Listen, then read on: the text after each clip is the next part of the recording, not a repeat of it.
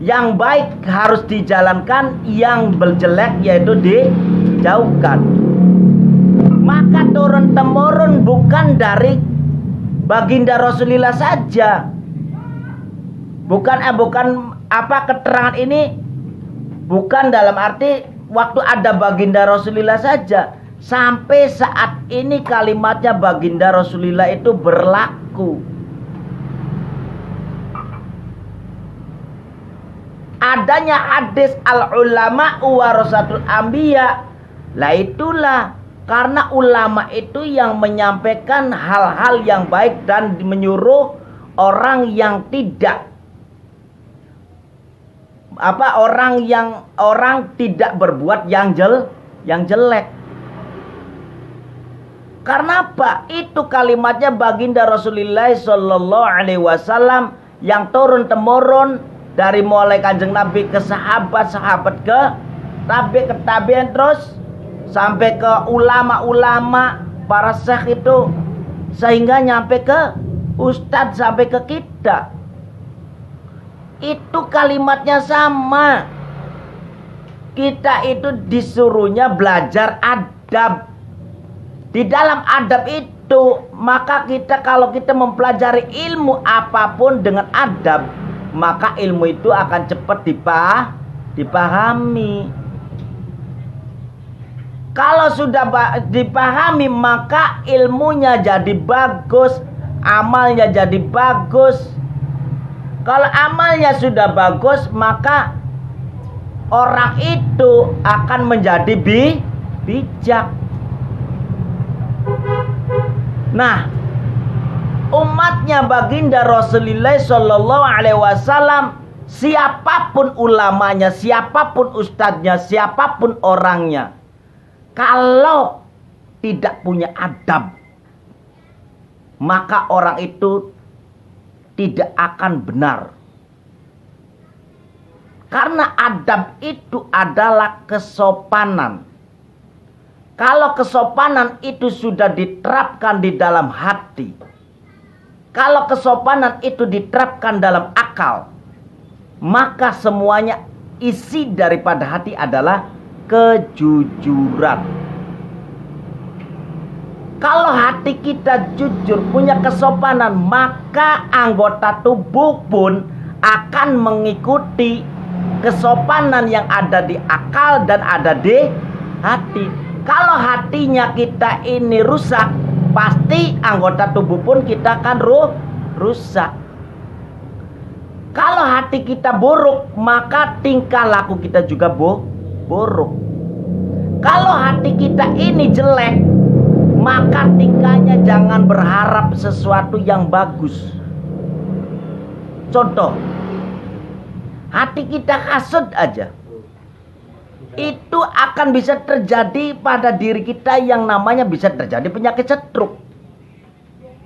Karena hasudnya kita selalu memikirkan yang jelek-jelek kepada orang lain, bukan memikirkan diri kita sendiri bagaimana baiknya. Kita ini banyak salahnya apa tidak? Jangan berpikir bahwa kita ini adalah orang-orang yang baik.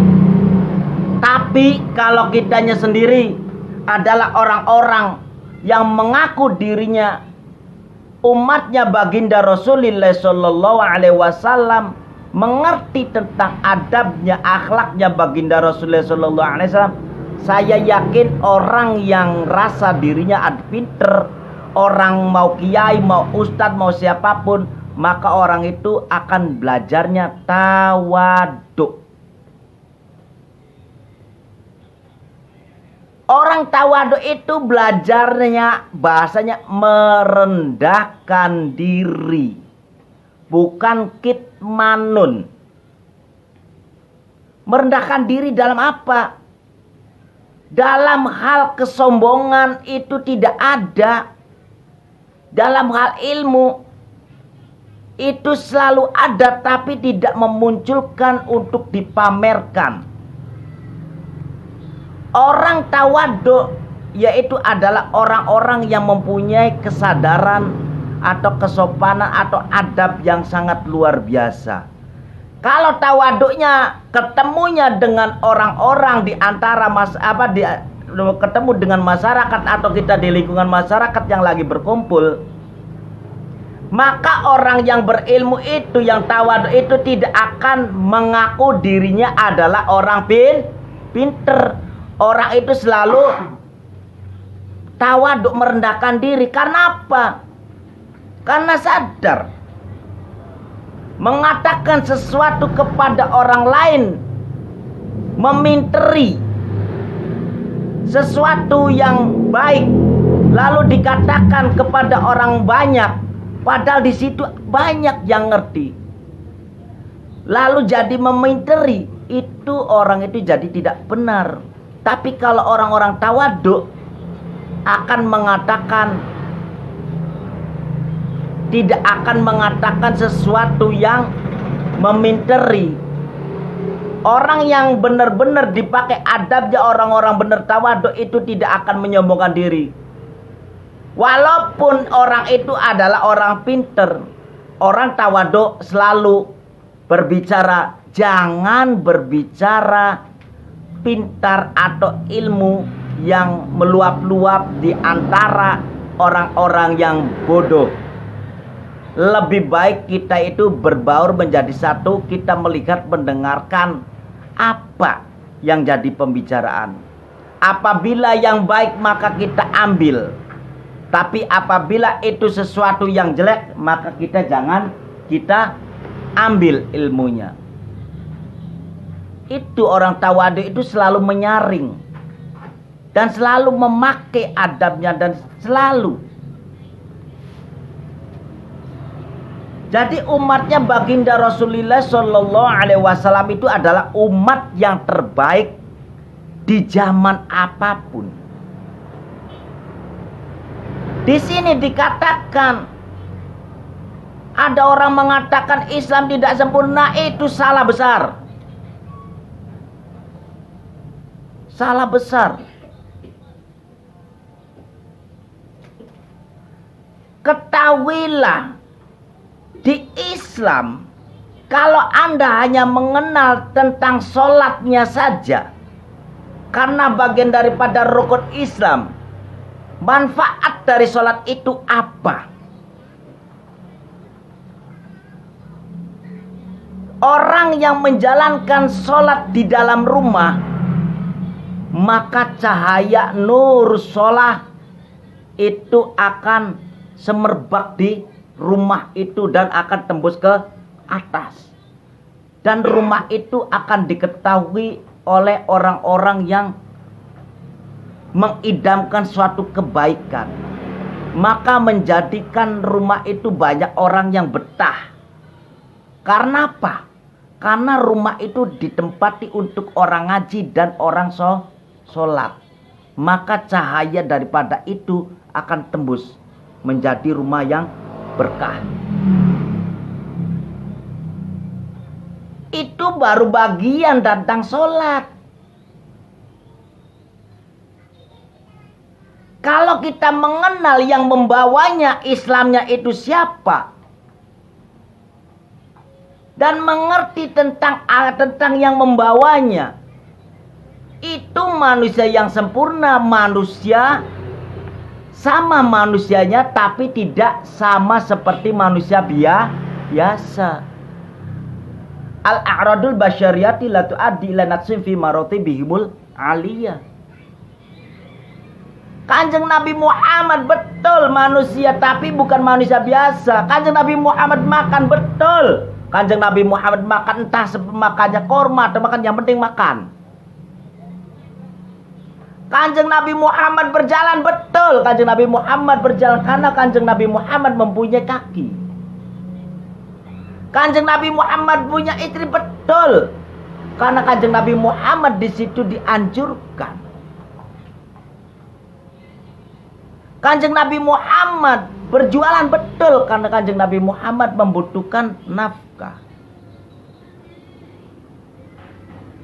Jadi bukan yang dipikirkan tuh hanya sekedar tok tentang Islam, hanya global Islam, tapi isi daripada Islam tersendiri itu maknanya luas. Coba Anda bayangkan, yang membawa Islam itu adalah orang sempurna, bukan. Kalau orang yang membawa Islam itu adalah orang sempurna, pasti Islamnya itu sempurna. Karena Islam tidak sembarangan turun kepada orang asal-asalan. Karena Kanjeng Nabi Muhammad adalah Sayyidil Bashar, pemimpinnya manusia. Tidak boleh dihina, tidak boleh disepelekan. Jadi di situ kalau kita tahu bahwa baginda Rasulullah Shallallahu Alaihi Wasallam juga namanya mengandung berkah bagi siapapun. Barang siapa orang yang mengagungkan asmanya baginda Rasulullah Shallallahu Alaihi Wasallam, yaitu Ismukal Azam Sayyidina Rasulullah Shallallahu Alaihi Wasallam. Barang siapa orang yang membaca sholawat 1000 kali, Allahumma sholli ala habibika sayyidina Muhammadin nabil ummi wa ala alihi wa sahbihi wa barik wa salim ajma'in 1000 kali, ketahuilah haramahumullahu jasaddu ilan nar. Itu barokah dari orang yang membawanya saja. Orang yang membawanya saja itu diharamkan jasadnya masuk dijilat ke api neraka. Kalau membahas namanya baginda Rasulullah, pantas tidak orang yang mendapatkan syafaat Siratal Mustaqim namanya baginda Rasulullah Shallallahu Alaihi Wasallam, akhirnya lewat jembatan Siratal Mustaqim itu jadinya seperti jalan aspalan, tidak seperti orang lewat ya, kalau jalan ke situ jeblos, dibangkol. Pantas karena di situ ada namanya baginda Rasulullah, yaitu jembatan Siratal Mustaqim itu namanya baginda Rasulullah. Siratal Mustaqim sallallahu alaihi wasallam. Banyak orang tidak tahu karena orang itu tidak mau menggali. Tapi kalau mau menggali, karena itu maksudnya Siratal Mustaqim itu di jalan yang lurus. Siapa di antara kita yang tidak menginginkan barokahnya Siratal Mustaqim? Pasti menginginkan semua. Tapi jangan menginginkannya saja, kita tidak mengenal baginda Rasulullah. Kalau Anda menginginkan, maka kita semua harus mengenal baginda Rasulullah. Kita belum membahas bab tentang agama kesananya. Itu yang membawanya saja mengandung berkah luar biasa. Kesempurnaannya baginda Rasulullah, pasti yang dibawa adalah sempurnanya agama. Cuma disitulah hanya di Islam yang bisa menghargai agama lain, lakum dinukum. Di Islam itu tidak ada benceng cewek yang ini harus ini. Terkecuali Anda itu melanggar, maka di Islam hukum ayat A. Tapi kalau Anda benar-benar taubat, mau memperbaiki apa yang menjadi rukunnya Islam, maka disitulah Anda akan mendapatkan maghfirah. Tapi kalau Anda tobatnya hanya untuk bermain-main, maka jangan coba-coba. Berarti Anda itu sudah menentang Allah. Orang yang dosanya yang tidak bisa dimaafkan adalah dosanya orang musyrik. Itu yang sangat bahayanya. Nah, yang seperti tadi pertama diterangkan, itu orang yang menyatakan bikin gambaran di umum seperti itu bahaya. Karena bisa menimbulkan keyakinan orang lain bahwa di situ ada setan, di situ ada jin, di situ ada ini, ada ini. Itu bahaya. Berarti yang melihatnya itu meyakini, maka orang itulah awalnya yang membuat jadi kemusyrikan. Tapi kalau nanti di debat pasti akan lawan.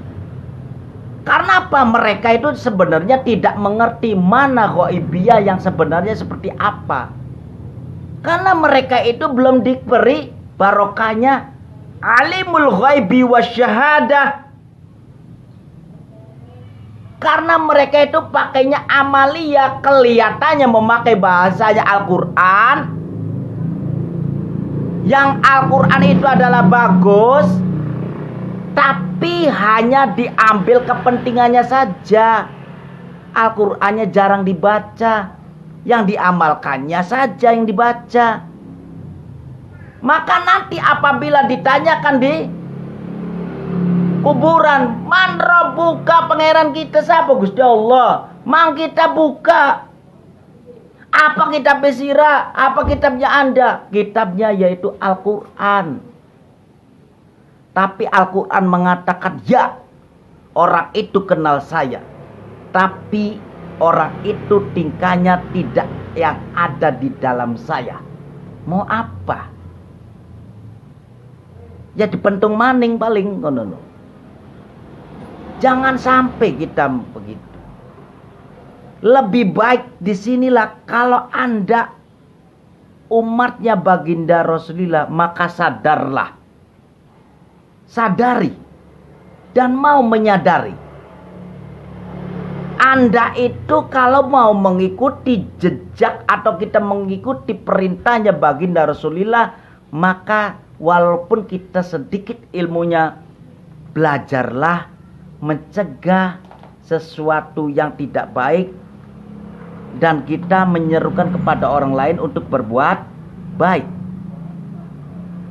Itu perintahnya baginda Rasulullah. Dan sambil berjalan kita membenahi diri kita sendiri dengan belajar ilmu adab.